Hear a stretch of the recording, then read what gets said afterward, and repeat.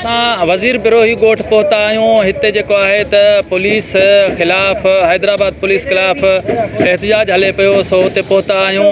हिते जेके एहतिजाज कंदड़ आहिनि उन्हनि खां पुछंदासीं त उन्हनि जो छा चवणो। जी, वज़ीर ॻोठ में पुलिस जेका अचे थी राति जे टाइम में सिविल कपिड़नि में, उन खां वर्दी उनखे पातल न आहे ऐं जी घर में अंदरि घिड़ी, उन खां बावजूदि माण्हू खणी वञी जीअं अॻुवाट बराए तवान हूंदो आहे इन तरीक़े सां खणी था वञनि। घटि में घटि ॿुधाइणो खपे त भाई किथां जी पुलिस आहे, किथां जी पुलिस न आहे। बसि खणी वञी ग़ाइबु करणु, उन खां बावजूदि 12 ॾींहं गुज़री वञनि था, इहा ख़बर न आहे किथां जी पुलिस, किथे जी पुलिस न आहे। हाणे हैदराबाद जी पुलिस आई आहे, दहशतगर्द तरीक़नि सां घर में घिड़ी जेको आहे माण्हू खणी हली वई आहे।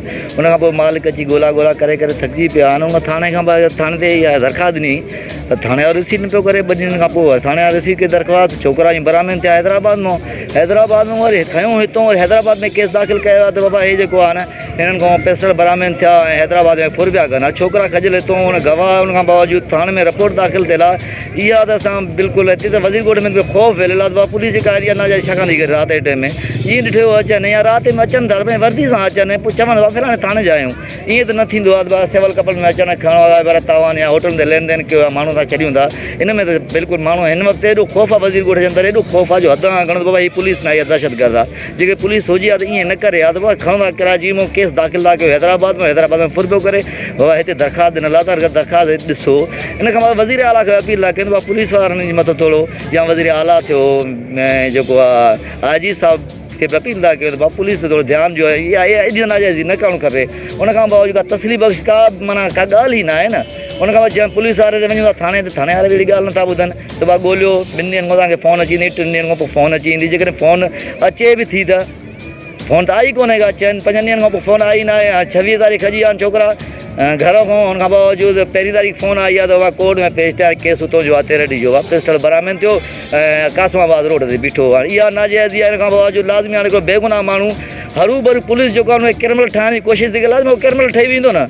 हाणे जेके नौजवान छोकिरा आहिनि उहे ख़ौफ़ में वरितल न। असां वज़ीर आला खे अपील था कयूं ऐं DG रंजस खे बि अपील था कयूं। उन खां बावजूदि IG साहिब खे बि अपील था कयूं त बाबा तमामु घणो वञी मथां एक्शन खणे जीअं ॿीहर अहिड़ा क़दम न खया वञनि पुलिस वारनि। कया खान की ड्रेस में असां जॾहिं पुछा कयोसीं त असांखे चए असां पुलिस आहियूं।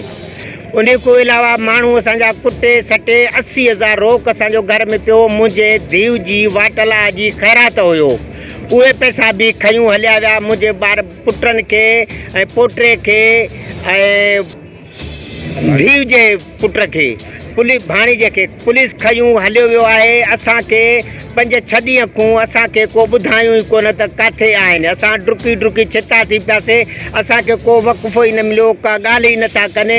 आख़िरी ॻाल्हि पैसनि जी घुर कयूं त असांखे 10 लख ॾियो। 10 लखनि खां पोइ असां न ॾियणु सबबु मुंहिंजा छोकिरा पुलिस 13 ॾींहं में चालान करे छॾिया आहिनि। असां सां इंसाफ़ कयो वञे। DD रेंजर्स खे बि असां अपील था कयूं, ASP खे बि असां अपील था कयूं ऐं IG सिंध खे बि असां अपील था कयूं। ॿुधाईंदा वञो, मूंखे नाला त नथा अचनि। जी हा, ऐं खान की ड्रेस में हा। इहो 26 तारीख़ थियो। असां हर थाणनि ते हर जाइ ते असां भॼी बीठा आहियूं। को असांखे ॾसु ई न पियो ॾियो। जॾहिं 13 ॾींहं में मुंहिंजे पुट लियाकत खे चालान कयूं, उन खां पोइ असां ॾे टेलीफोन आयो आहे त तुंहिंजो पुट लियाकत चालान कयोसीं। उहो असांखां पैसा 10 लख घुरियूं। असां वटि हुजनि त 10 लख ॾियूं, असां काॾो ग़रीब मिसकिन ॾियूं। असां ऐं कमाइण वारा बि इहे ई माण्हू हुया जेके पुलिस खणी वञी बंदि कया आहिनि। असां हिन वक़्त लाइ बुख था मरूं पिया। असांजे ॿारनि खे रिहा कयो वञो, असांजे छोकिरनि खे रिहा कयो वञे महिरबानी करे। पहले तो मैं आप मीडिया से दिल से ममनून और मशकूर हूँ जिन्होंने हमें लिए टाइम निकाला। ये हैदराबाद पुलिस इतनी दहशतगर्दों की तरह वज़ीर बिरोही ॻोठ जो Karachi side super highway area का SHO की हदूद पड़ती है, यहाँ से रात 26 की रात को दहशतगर्दों की तरह पुलिस आके यहाँ याकत मुगेरी, बाबर मुगेरी और रजब मुगेरी को उठा के ले जाती है और वहाँ जाके हमें बताया नहीं जाता कि कहाँ ले जा रहे हैं। और जब हमें 31 तारीख को FIR करती है, उसके बाद हमें पता चलता है कि वो हैदराबाद की पुलिस थी।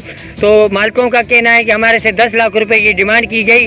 तो हमने सोशल मीडिया पे चलाया कि भाई हमारा बंदा अगवा हो गया। उसके बाद हमें दूसरा बंदा 1 तारीख, एक बंदा जो याकत मुगेरी है उसको 31 तारीख को पेश किया गया और बाबर को 1 तारीख को पेश किया गया और रजब को 4 तारीख को उन्होंने शो किया है। सब सबके ऊपर 13D लगा दी गई है। तो पुलिस दहशतगर्दों की तरह आती है, चार दीवारी का पैमाना पेश कर दरवाज़ों पे तोड़ फोड़ करती है, सामान लूट मार करके लुटेरों की तरह लूट के चली जाती है। तो हमें पता नहीं चलता ये पुलिस है या दहशतगर्द है या डाकू हैं।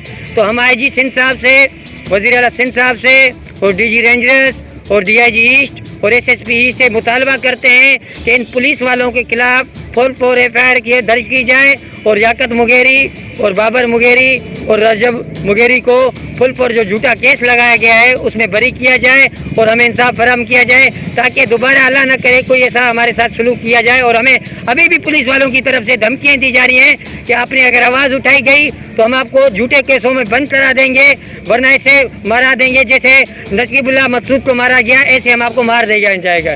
तो मेहरबानी होगी, हम सुप्रीम कोर्ट चीफ जस्टिस और Sindh high court chief justice और वज़ीर आला सिंध साहब से और वज़ीर आज़म इमरान खान साहब से और यहाँ के MNA सैफुर रहमान और अपना वज़ीर इत्तलात मुर्तज़ा वहाब साहब से ये अपील करेंगे कि इन पुलिस वालों को खिलाफ फुल FIR दर्ज की जाए और हमें इंसाफ फराहम किया जाए। मेहरबानी। गोटो छॾियासीं वॾेरनि जे ज़ुल्म खां, हिते पुलिस ज़ुल्म करण लॻी आहे, बेगुनाह ॾींहुं बेगुनाह माण्हू था कनि, गुनाहगारनि खे हथ ई नथा विझनि। हीअ असांजा दोस्त आहिनि, पर असां हिननि वटि मज़दूरी कई आहे, जा गॾिजी वेंदा आहियूं, पाड़ो आहे, हले महल आहे, बिल्कुलु छोकिरा बेक़सूर आहिनि। भले इनक्वायरी कराइनि, IG सिंध पाण इनक्वायरी कराए, टीम ठाहे, जो असां गुनाहगार आहिनि त असांखे सज़ा ॾिनी वञे। बाक़ी हीअ सरासर रोज़ रोज़ पुलिस ज़ुल्म आहे। बाक़ाइदा असां हर कंहिंखे गुज़ारिश था कयूं त असांजी बि दाद फ़रियाद कोई ॿुधे, न ॿुधंदा त पोइ असां वञूं काॾे, अॻियों समुंडा पोयों वॾेरनि ज़ालिमनि धिके ॾे हिते कढियो, असांजो इंसाफ़ कयो, असां वञूं काॾे। इहा तव्हां मीडिया वारनि जी महिरबानी जो असां ग़रीब मज़लूमनि जो आवाज़ु उतारियो, अलाह तव्हांखे ख़ुशि कंदो, अलाह उन्हनि ऑफिसरनि खे बि ख़ुशि कंदो जेके असांजी हिमायत कंदा और असांजी ॿुधंदा। बाक़ी इहो आहे त DG रेंजर्स जो बि असां ॿुधो आहे त इंसाफ़ करे थो, वज़ीर आला वारा इहे त ॿुधनि ई नथा। बाक़ी IG सिंध अलाह कंदो, उहो ॿुधंदो, हिन पुलिस खे लगाम ॾींदो। असांजो जेको SP साहब, मूंसां बि अॻु में इहो थियो, मुंहिंजे छोकिरे खे बि बेगुनाह खणी विया, मुंहिंजो SP साहब ॿुधी SHO खे सस्पेंड कयईं, ॿियनि अमलनि मूंखां माफ़ी घुरियो, मूंखे चयो त बाबा तोखे जेके पैसा वरिता आहिनि उहे बि ॾियूं था, असांजी जान छॾ। पोइ मां ख़ुदा जे करे, अलाह चवंदो आहे त इंसान खे बच के थो त उनजो बि वॾो सवाबु आहे। मां पैसा बि बच कया, मां सभु कुझु बच के छॾियोमांसि। बराए महिरबानी मूंसां कयूं, हिननि सां कयूं, पर ख़ुदा ॾा ॿिए कंहिंसां न कनि। बराए महिरबानी IG सिंध खे मां बार बार गुज़ारिश कंदुसि, थी सघे त IG सिंध मुंहिंजो आवाज़ु ॿुधी करे कोई अमल करे, हिन पुलिस अमले खे लगाम ॾिए। वज़ीर बिरोही ॻोठ पहुता आहियूं, हिते एहतजाज थी रहियो हो जेको आहे त पंहिंजो हैदराबाद पुलिस जे ख़िलाफ़ु। हैदराबाद पुलिस 26 तारीख़ जे राति जो मालिकनि जो इहो इल्ज़ाम आहे त 26 तारीख़ राति जो जेको आहे त घरनि जे अंदरि घिड़ी पंहिंजो दरवाज़ा भञी ज़बरदस्ती छोकिरनि खे कुटे मारे हितां खणी विया आहिनि। ऐं असां जो हद साइड सुपर हाईवे आहे उन थाणे ते असां दरख़्वास्त ॾियण जी कोशिशि कयो, सो उन्हनि बि असांजी दरख़्वास्त कोन वरितो। हिकिड़े हफ़्ते खां पोइ जेको आहे त असां खां 10 लखनि जो मुतालबो कयो। हैदराबाद जे पुलिस, कुझु नाला बि उन्हनि ॿुधाया आहिनि त हैदराबाद जा पुलिस वारा आहिनि, उन्हनि पंहिंजो पैसनि जो मुतालबो कयो। असां ग़रीब माण्हू, मिसकिन माण्हू न ॾेई सघियासीं त असांजे छोकिरनि खे नाहक जेको आहे त FIR दाख़िल करे 13D में पंहिंजो चालान करे उन्हनि खे ज़ाहिर कयो वियो आहे। सो हिननि दोस्तनि जो इहो आला अमलदारनि खां अपील हो त भाई असांखे रोज़ ई जेको आहे त पंहिंजो वज़ीर बिरोही ॻोठ ईअं सम्झो त को दहशतगर्दनि जो अॾो आहे या कोई सिंधी ॻोठ ऐं वस्ती आहे जंहिंमें ग़रीब माण्हू रहनि था, उन्हनि ते रोज़ानो जेको आहे त पुलिस जा लामारा ऐं माण्हू खणण ऐं ॿधण, ऐं इहो असांखे इंसाफ़ घुरिजे। फारूक वंगवार, सोच TV, कराची। सब्सक्राइब कयो हमारे पैनल चैनल सोच TV के ऐं बेल आइकन के दबाएं, कदें भी न विसारींदा। सब्सक्राइब करें आपके अपने चैनल सोच TV को और बेल आइकन पर क्लिक करना ना भूलें। Don't forget to subscribe our channel Soch TV and press the bell icon.